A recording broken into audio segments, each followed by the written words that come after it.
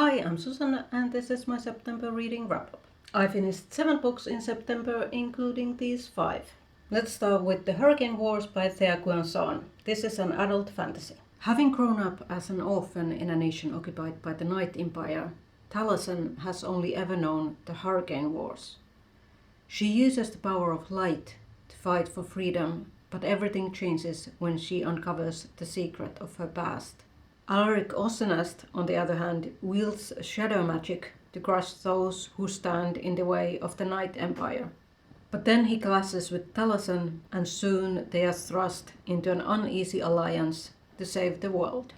The Hurricane Wars is the first book in Thea Guanzon's adult romantasy trilogy. If you want an enemies to lovers fantasy where a petite and helpless woman learns to use her powers and spends half of the book marveling at how tall and solid and muscular the dark and brooding love interest is, you'll probably enjoy The Hurricane Wars. However, if you feel like you've read that story a dozen times already and want something different, I suggest that you don't bother. Regrettably, I belong to the latter group. It's unfortunate that a lot of fantasy books these days seem to put all their effort into world building. But when it comes to the plot and the characters, they simply rehash the same storyline with characters you cannot tell apart from one fantasy book to another. The story is told from 2 points of view, although Taliesin's point of view dominates the narrative. Taliesin and Alaric start as literal enemies trying to kill each other in the war. But when Taliesin's real family is discovered, they are thrust into an alliance that leads to an arranged political marriage. And soon they both discover they are in love. However, there's really no reason why these two would fall in love. They basically have 2 meaningful conversations after they have already developed feelings for each other. Feelings that they obviously and rather tiresomely cannot confess to each other. The majority of the book is really slow burn, so when there's suddenly a sex scene in the end, it happens way too fast. The world building is fascinating with its ethermancy-based magic system and political intrigues of several nations, including the matriarchal Nanowar Dominion. The intricacy of the world building inevitably leads to some info dumps, but for the most part I didn't find them annoying.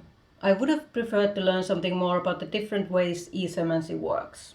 The book focused solely on Taliesin's light thieving and Alaric's Shadowgate in the context of warfare. The more peaceful applications of the magic fell by the wayside.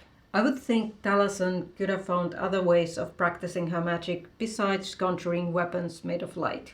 Also, considering that the war is called the Hurricane Wars, there was a distinct lack of hurricanes.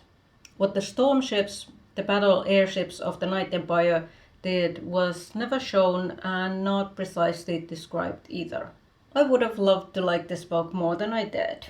Like I said, if you like tropey romantasy with enemies to lovers and arranged marriage, this might be the book for you. But you might also find this book boring. I'll give it 3.5 stars and I don't think I'll be continuing with this series. Next is another adult fantasy, The Winter Goddess by Barnard. Kaleah, the goddess of winter, despises selfish and destructive humans. When her sacred grove is destroyed, she unleashes a brutal winter, killing hundreds of people. As a punishment, her mother Danu, the queen of the gods, sends her to live on earth among the people she disdains until she understands what it's like to be a mortal. The Winter Goddess is Barnard's historical fantasy inspired by Gaelic mythology. The concept was fascinating and I wanted to like this book, but unfortunately it let me down. For the longest time I couldn't figure out what this book was trying to say. I felt that it either had the wrong main character or it was telling the story in the wrong way. It seemed that this should rather have been Danu's story. She doesn't accept her daughter as she is. She wants Kaleah to love spring like she does rather than be drawn to cold and winter. Considering that Kaleah later has bisexual relationships with men and women, one might see here a parent's inability to accept their child's queerness. Danu also supposedly loves mortals, but she doesn't respect them and sees them merely as playthings. She thus has more to learn than Kaleah. Part of the problem is that what Kaleah does to deserve her punishment is not shown. We are told that she unleashes a harsh winter, but how is that such a bad thing? We only learn later that hundreds of people died due to the cold. But since Kailea herself doesn't witness this, both her and we as the readers are removed from this event. As a result, the punishment feels disproportionate to her offense. Having Kailea witness and also deliberately cause the destruction would have made the story more immersive. It's also never quite clear what Danu wants her daughter to learn during her lives as a mortal. Kailea's feelings toward people waver throughout the book. At first, she is indifferent to them, but later she learns to like them. Until she learns to despise them after her best friend dies in childbirth after a forced marriage. All in all, Kailea's dislike of people seems justified. She is right in considering them cruel and destructive. The cruelty and destructiveness don't end there, as Kailea herself experiences. Because of this, it doesn't quite make sense why Kailea in the end comes to appreciate people. And it also means that Kailea's character development mostly happens toward the end of the book. The back cover text claims that a major thing Kailea learns among people is a long-buried secret that will redefine what it means to be God. However, she only learns this secret toward the end of the book. And although it plays an important role in the final clash between Kailea and Danu, it feels like an afterthought. Usually the things mentioned in the back cover blurb happen during the first third or at least the first half of the book. That implies that this book has major structural issues, as do the slow character development and the uncertainty as to where the story is heading. That being said, the ending did somewhat compensate for the weaknesses of the story.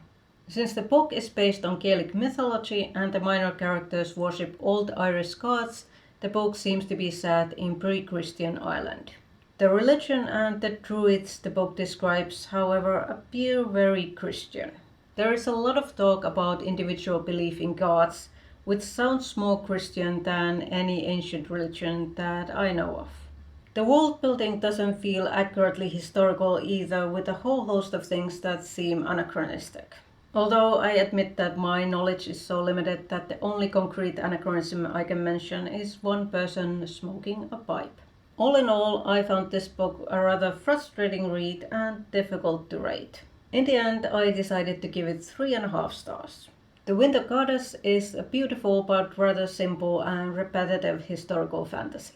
If you like quieter, character-focused stories, you might enjoy this. The next is a historical fiction, The Lion Women of Tehran by Marjan Kamali. 7-year-old Elaleh Eli Sultani's comfortable middle-class life is upended by the unexpected death of her father when she and her mother are forced to move to a poorer neighborhood. In school, she meets Homa Rosbach, and the two girls become best friends to Ellie's mother's dismay. Together, they play games and dream of becoming lion women of the first generation of working women in Iran. Opportunity allows Ellie to return to her earlier lifestyle, and memories of Homa fade until years later Homa suddenly reappears in her life. The Lion Women of Tehran is a historical fiction by Marjan Kamali. Told mostly from Ellie's point of view with a few chapters from Homa's perspective, this coming-of-age story follows the two Iranian girls from the early 1950s, when Iran was modernizing, to the early 1980s and the aftermath of Islamic Revolution. Ellie and Homa become friends at school, but after a few years of friendship, they lose touch with each other. When they meet again at 17, Ellie has become a bit of a mean girl, beautiful and popular. I expected there to be a lot more tension and conflict when the two main characters met again. But instead, Homa simply hugs Ellie and they become friends like they used to be. On the one hand, I liked how their friendship was portrayed, but on the other hand, I felt that Ellie's jealousy of Homa was never fully explored. I also didn't find it believable that during the 7 or so years that Ellie and Homa were not in contact, someone as extroverted and friendly as Homa didn't develop friendships with any other girls. She simply drops into Ellie's life as if nothing had happened in the years between. I'm also not sure that this book followed the right main character. Homa was the more active and driven person, although she didn't have much personality aside from being a loyal friend and a fierce activist. Ellie, on the other hand, was more passive and quite naive and self-centered. She didn't have much character development either, at least not during the main narrative. It seems though whatever development she had, it happened between the penultimate chapter and the epilogue.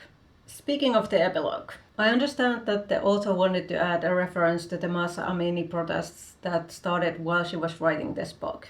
But the listing of events that happened to the main characters between 1982 and 2022 was rather boring. It also wasn't the most organic way of presenting the information. I doubt that anyone would write a letter like that. I may have expected a book about a woman who resists both Iran's monarchy and the Islamic Revolution to have more drama and conflict, but this was a rather quiet read. The writing style is rather simple, and quite often the only insight we got into the characters were the clothes they were wearing. But despite the few minor flaws that prevented this book from being a more interesting read, I enjoyed this book a lot. I loved the constancy of the main characters' friendship, and this is definitely a historical women's fiction worth reading. After some hesitation over how to rate this book, I ended up giving it 5 stars. I also listened to one audiobook. This is How You Lose the Time War by Amal El-Mohtar and Max Gladstone.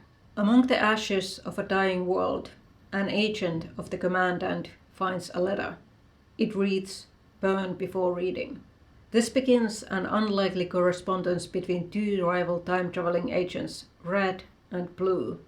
What begins as a taunt grows into something more, but if they are caught, their bond means death for them. Because around them, the time war rages on. This is How You Lose the Time War is a science fiction novel by Amal El-Mohtar and Max Gladstone. I listened to it as an audiobook in Finnish translation. I don't know if it was the otherwise competent translation or the format, but unfortunately I didn't connect with the story. If I had read the book in the original language instead of listening to it, I might have enjoyed it a little more. The concept certainly was interesting, but the execution felt lacking. The story is told from 2 points of view, with letters interspersed between third-person narration. Red is an agent of the technologically focused agency, and Blue the agent of nature-focused garden, and their job is to move back and forth in time, changing history and future in accordance with what their bosses want. However, it's not entirely clear what their bosses want, and that makes it difficult to care for what is happening. This may be intentional, as in the end we're supposed to care more about the main characters than their agency's objectives. However, we never get very close to the main characters either. The third-person narration feels distancing, and the lack of concrete details about the world and the lack of depth in characters left me feeling detached. It doesn't make sense how Red and Blue would fall in love through letters without ever meeting each other. The audiobook was less than 5 hours, so this is a very short book, and the story is over before it fully begins. If you like books that combine the poetic language of literary fiction with technological concepts of high science fiction, you might love this book. I would have preferred something more concrete, and therefore I'm giving this book 3 stars. I also finally finished Frances Burney's Cecilia. Cecilia Beverly is an heiress who can only keep her fortune if her husband agrees to take her surname. Surrounded by fortune hunters and other people who want to use her money for their own gain, the beautiful and virtuous Cecilia has to navigate the world with only the help of 3 questionable guardians.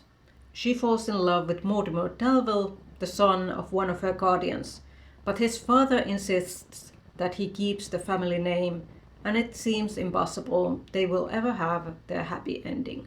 Cecilia, or Memoirs of an Heiress, is Frances Burney's second novel, published in 1782. I started this book for this year's Jane Austen July, but as this book is closer to 1000 pages, plus foreword and appendices, it took me over 2 months to finish it. I don't usually mind long classics, but this book was way too long. Cecilia, disturbed, uncertain, comfortless, could frame her mind to no resolution. She walked about the room, deliberated, determined, wavered, and deliberated again. This quote is Cecilia, both the book and the main character, in a nutshell. 940 pages of the character deciding to do something, backing down, deciding to do it again, and backing down again. The same conversations are repeated over and over again. There is a host of unnecessary and annoying minor characters giving dozens of inconsequential monologues. This book could have easily been condensed to half or even to 1/3 of its length without losing anything relevant. For the first half of the book, Cecilia is very naive and easily taken advantage by her profligate guardian, Mr. Harrell. He again and again convinces Cecilia to give him money to pay off his debts. Mr. Harrell is so despicable and Cecilia so naive that for several times I seriously considered DNFing this book. After we finally get rid of Mr. Harrell, the focus moves to Cecilia's and Mortimer Delville's relationship and the reasons why it can never be. For hundreds of pages, they deny their feelings. Even after they at last agree on a clandestine marriage without the consent of Delville's parents, Cecilia goes back and forth with her decision, never able to make up her mind. Cecilia is nowhere near the charming and enjoyable reading experience that Burney's first novel, Evelina, is. I'll give this 4 stars for the few and far between good parts. And bonus points for inspiring the title of Jane Austen's Pride and Prejudice. But I would only recommend this book to people who have a serious interest in the 18th century literature. This book is not for a casual reader of classics. I also finished a non-fiction book, the novel In the Ancient World. And here are the books I plan to read in October. I'm currently reading R.F. Kuang's historical fantasy, Babel. And I also want to read 2 other fantasy books in October. The first is Heather Fawcett's Emily Wilde's Encyclopedia of Fairies. And I also want to start Leigh Bardugo's Six of Crows. Those were the books I read in September. Let me know in the comments what your favorite read in September was, and I'll see you in my next video.